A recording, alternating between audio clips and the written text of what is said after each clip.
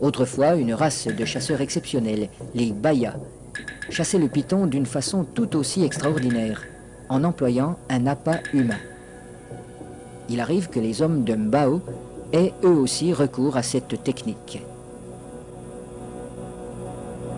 Naina, le chef pisteur, va introduire une jambe dans le terrier et la fera avaler volontairement par le python.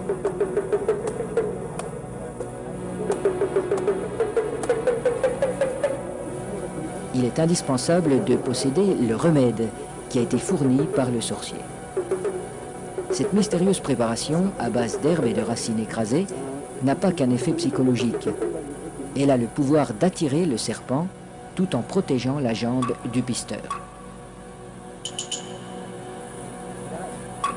Le remède agit encore comme un lubrifiant.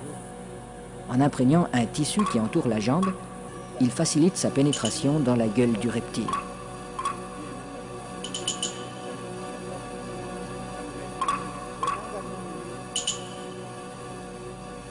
La jambe appât restera en principe intacte, car le python avale simplement cette proie qui vient à lui. À peine sera-t-elle attaquée superficiellement par les sucs digestifs.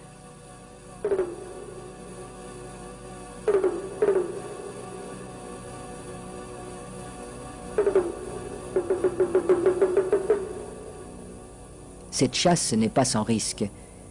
Un python particulièrement puissant pourrait entraîner l'homme dans son repère. La jambe restée à l'extérieur limite ce danger, mais le pisteur court le risque d'être désarticulé.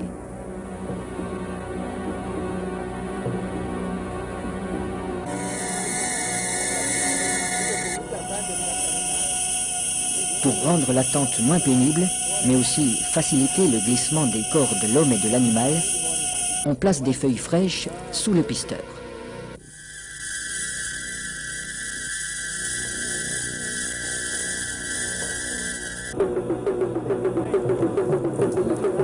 Sa jambe est déjà avalée au-delà du genou quand il commande qu'on le tire en arrière.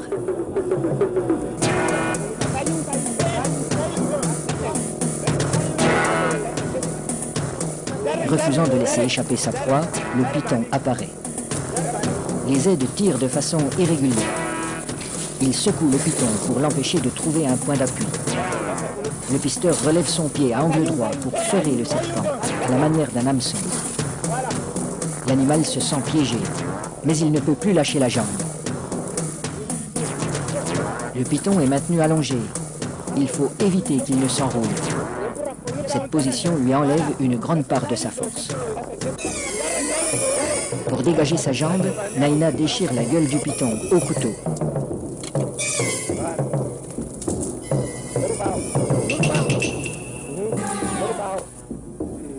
Puis, il lui tranche la tête. Les autres pisteurs relâchent progressivement le serpent. Dans un premier temps, le corps décapité reste inerte. Puis apparaissent des ondulations nerveuses de plus en plus puissantes.